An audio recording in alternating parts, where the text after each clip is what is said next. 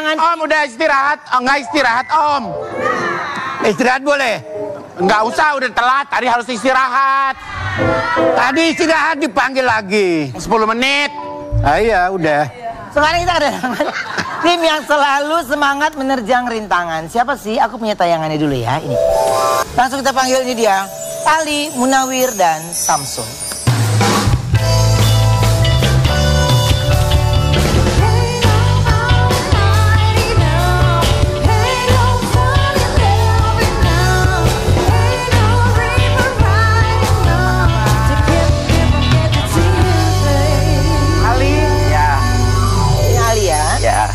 Silakan duduk. Silakan duduk, Mas. Silakan duduk, silakan duduk. Justru sudah ada ke Bro. Kan dia? Ini kami pengen tanyakan gimana sih awal mulanya kronologi waktu itu. Mungkin Ali yang membawa ya. Gimana Ali? Untuk kronologinya itu sebenarnya posisi si Juliana itu dia lagi istirahat. Dan dia pertama kali itu dia minta izin ke saya untuk beristirahat. Dan saya memberikan izin untuk beristirahat di sana. Dan setelah istirahat, saya minta izin juga ke dia untuk mengecek temennya yang udah di depan. Karena ada 5 orang, teman dari Juliana itu, timnya itu udah jalan duluan gitu. Dan saya mau mengecek di depan, sekitar 5 menitan, karena di sana itu tempat beristirahat juga di sana. Banyak orang istirahat di sana, dan saya mengecek di sana, ternyata tidak ada grupnya, dan saya menunggu di sana. Ya, jaraknya itu ya sekitar 50 meteran lah gitu. Itu di ketinggian berapa, Mas? Di sana itu udah ketinggian 3.000, ya sekitar 3.100 lah di sana itu. Ya, udah 3.100-an di sana. Dan setelah saya menunggu sekitar 30 menit, ternyata si Juliana ini tidak kunjung datang. Tidak naik-naik gitu. Dan saya mencoba untuk balik lagi ke tempat si Juliana itu terakhir istirahat. Tapi saya tidak menemukan Juliana di sana dan saya hanya menemukan cahaya senter yang udah jatuh ke bawah sekitar 150 meter. Dan setelah itu saya kembali lagi ke tempat saya beristirahat untuk mengambil bag saya dan juga HP saya untuk menghubungi perusahaan tempat saya bekerja. Dan setelah saya menghubungi perusahaan tempat saya bekerja, berusaha untuk menghubungi pihak Taman Nasional, dan Taman Nasional juga menghubungi saya untuk mengetahui kronologinya, posisinya di mana, dan saya sudah jelaskan itu semua untuk memberikan bantuan. Pada waktu itu tuh situasinya pagi, siang, sore, malam, Mas? Pagi. Pagi. Ya, pagi, di pagi hari. Oke, berarti saat itu Mas Ali bawa berapa rombongan? Untuk timnya itu totalnya 6 orang. 6 orang sama si Juliana itu. Oke. Hanya 1 orang yang menemani. Biasanya kalau satu grup itu 1 orang. Satu guide atau? Karena ini si Juliana ini mengambil paket sharing dan itu juga bukan temennya si Juliana. Posisinya Juliana itu dia itu solo traveling dia. Oh, jadi teman-teman yang lain itu beda-beda negara. Oh, Ya, dan keadaan cuaca di sana waktu itu gimana, Mas? Apa hujan? Kalau untuk cuaca sih hari pertama sih bagus dan hari kedua itu juga masih bagus cuacanya. Cuma sedikit berkabut aja di siang hari ketika kejadian. Oke, dalam situasi itu ada nggak orang yang bisa yang menyaksikan atau melihat Juliana jatuh? Banyak. Kalau untuk jatuhnya sih nggak ada yang menyaksikan pada saat jatuhnya, tapi setelah saya mau tahu jatuh itu kan, dia jatuh di bawah, saya menunggu di sana dan banyak juga grup lain yang udah turun dari summit, dia menyaksikan kalau Juliana itu jatuh di sana. Jadi penyebabnya dia jatuh kenapa, Mas? Ternyata kemungkinan dia itu pada saat mau lanjut jalan dia terpleset kemungkinan. Tapi kan tasnya kalau nggak salah itu ada tas yang tertinggal. Itu tas itu dia. Sebenarnya itu tas saya. Tas saya saat bikin video kan saya taruh sana. Kemudian nggak saya pinggirin gitu pas saya ngambil. Pas saya ngirim dokumentasi ke Taman Nasional kasih laporan saat dia jatuh itu. Itu sebenarnya tas saya. Keril yang warna abu. Berarti waktu tahu korban terjatuh ini, kenapa Ali berani memutuskan untuk langsung turun? Karena posisinya saat itu saya benar-benar panik dan saya memikir saya tanggung jawab saya karena itu kan tamu saya juga, makanya saya memberanikan diri untuk mencoba memberikan pertolongan pertama untuk si Juliana ini. Oke. Apakah korban ini memakai pakaian dan peralatan yang sudah sesuai standar? Kalau untuk pakaian sih, emang kebanyakan orang asing itu memakai pakaian seperti itu ketika melakukan pendakian. Ya, mungkin Sebenarnya karena kalau gitu udah standarnya buat pendaki atau belum? kalau itu sih nggak pantas saja sebenarnya untuk pendakian, tapi saking banyaknya dan mungkin mereka nggak mau gerah juga saat pendakian, makanya dia memakai pakaian Senyamannya. seperti itu ya, nyaman dia gitu. Oke. Nah, katanya sekarang kamu yang di blacklist dari pendakian Gunung Rinjani. Ya, kalau untuk di blacklist sih, saya cuma tahu dari media, tapi saya tidak menerima surat resmi dari pihak Taman Nasional. Ya, tapi untuk selebihnya sih lebih Pak Munawir yang tahu itu semua, jadi, karena dia asosiasi guide. Kalau masalah blacklist itu kan untuk sementara karena dalam waktu ada evakuasi itu kan, nanti supaya siapa tahu nanti dari pihak pengelola meminta keterangan, ada yang dipanggil gitu seperti itulah. Untuk sementara ya blacklist sementara lah gitu. Tapi kalau Blacklist kali mungkin lebih tepatnya diistirahatkan dulu. betul. Untuk butuh keterangan-keterangan ya. Mungkin ada panggilan dari Polres atau Polsek gitu kan, nanti bisa jurusan mendaki juga gitu dulu. Nah, setelah 5 hari akhirnya korban ditemukan. Aku punya tayangannya dulu. Ini dia. Tenangan. Oke. Ya Allah. Ya Rabb. Jadi kapan Bang Samsul ini mulai melakukan pencarian dan evakuasi? Kita menerima laporan jam 9 pagi dari pihak Taman Nasional.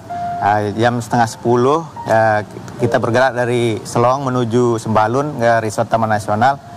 Setelah itu kita koordinasi sama kepala resort dan teman-teman. Ternyata teman-teman tim pertama sudah ada yang berangkat membawa peralatan vertical rescue. Setelah itu kita membawa perlengkapan yang lain untuk menuju ke TKP. Sampai di TKP itu jam 18.30, menunggu teman yang lain datang. Jam 19.30 saya turun. Malam itulah saya langsung turun karena posisi korban saat itu kan masih selamat, masih hidup kan. Saya mencoba turun untuk menjangkau korban malam itu, tapi saya tidak menemukan korban malam itu. Yang saya temukan hanya senter sama trekking pole. Taunya korban masih hidup dari mana, Mas? Foto video drone terakhir terlihat waktu masih pagi sama sore itu. Oh, sempat dicek pakai drone ada. Sempat Ada dicek pakai drone. Ada aktivitas lah. Ada gerak. Ada gerak. Ada gerak. Ya. Saya panggil, tidak ada sautan, saya senter. Padahal posisi korban saat itu posisinya aman di tempat yang foto terakhir video drone itu. Nah, terus paginya saya lanjutkan, kan saya playing camp di sana sendiri. Paginya saya cari lagi tidak ada. Pagi saya memutuskan untuk naik. Tidak ada, sampai hari itu tidak ada ketemu kan. Dicari pakai drone, hari kedua tidak ada. Hari ketiga tempat diketemukan korban dengan drone. Di tempat yang sama. Di tempat yang 600 meter itu. Yang berbeda. Yang berbeda. Oh, berarti bisa dibilang korban sempat bergerak. Ya, bergerak. Supaya kelihatan semua Supaya orang. kelihatan. katanya. mungkin dia Nah, panik mungkin survive orang kan beda-beda. Mungkin dia mencari posisi lebih aman kah, atau kan dari tempat itu Gunung Baru dekat kelihatannya. Mungkin dia mencari jalan turun untuk menjangkau ke sana gitu. Ternyata salah, jatuh ke tebing lagi itu. Malah jatuh ke Dan tebing pijakannya lagi. juga katanya jalanannya itu bukan kayak tanah yang padat ya, tapi pasir. Ya, Tapi pasir di sana itu. Kalau Jadi, diinjek melorot ya. ketika kita mencoba untuk naik, tapi kita bukan tambah naik, tapi makin tambah turun gitu sebenarnya di sana itu. Karena treknya itu berpasir di sana. Ini katanya Bang Samsul ini sampai bermalam di tebing. Ya, saya hari pertama itu langsung bermalam sendiri di sana. Saya naik tidak ada. Hari keempat juga kita bertujuh. Kita bagi tim kan, kita bertujuh setelah posisi korban ditemukan dengan drone. Hari keempatnya kita menjangkau korban kan, menunggu peralatan yang datang. Hari keempat sampai ke posisi korban, 3 di posisi 400 meter di ujung tebing. Saya berempat turun ke posisi korban. Yang di posisi 400 meter itu dari Mendar Gun, Aupi sama Randi itu dari teman-teman Damkar dan unit SAR Lombok Timur.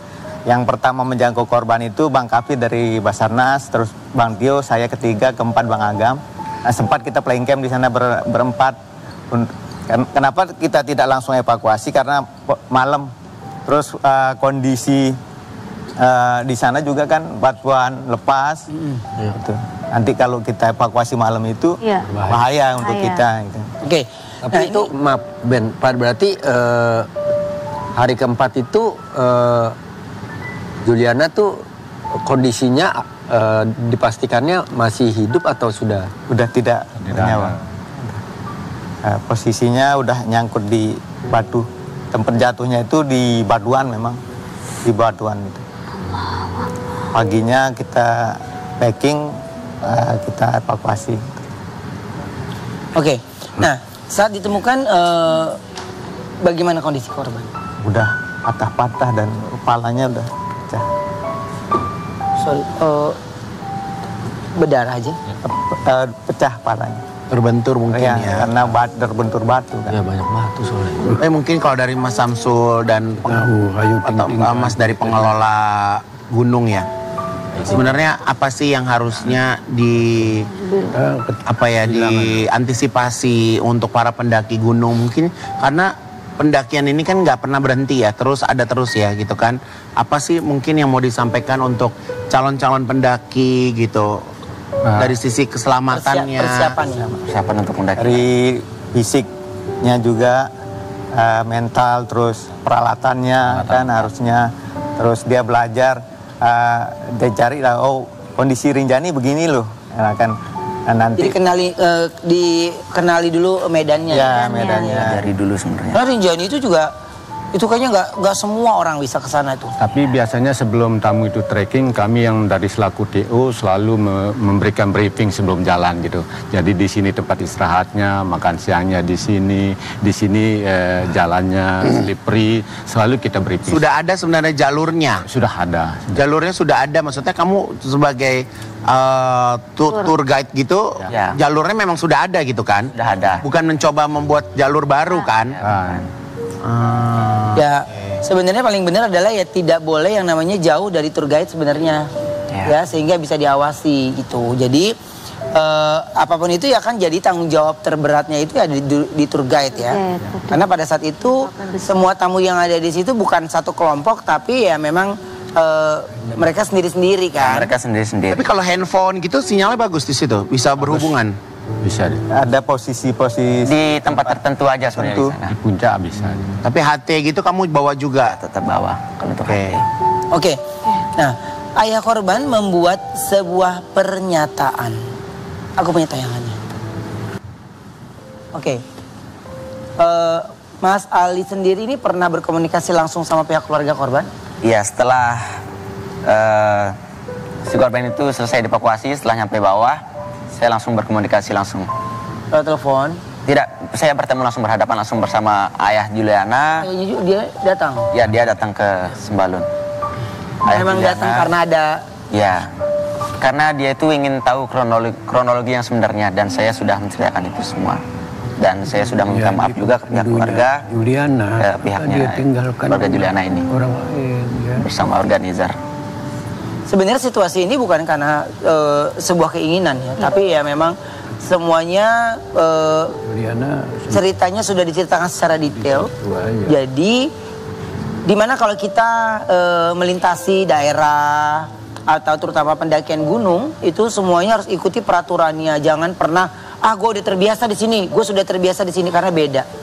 Ya, jadi harus ikuti aturannya dan jangan pernah jauh dari tour guide. Memang kita jadi tour operator itu kan biasanya sebelum kita memberikan kepercayaan pada guide, kita sudah berikan briefing juga sama guide-nya. Jadi kalau ada tamu yang, kan ini grup misalnya, kalau ada grup yang merasa lebih kuat, tolong ditunggu temannya. Tapi kadang-kadang tamu kan merasa diri kuat, udah lupa apa yang sudah kita berikan itu. Ya biasa sifat aslinya kelihatan kalau begitu ya. Oke, Kalau kayak begitu nanti kita akan kembali lagi ya. Jadi jangan kemana-mana, tetap di Brownies obrolan manis.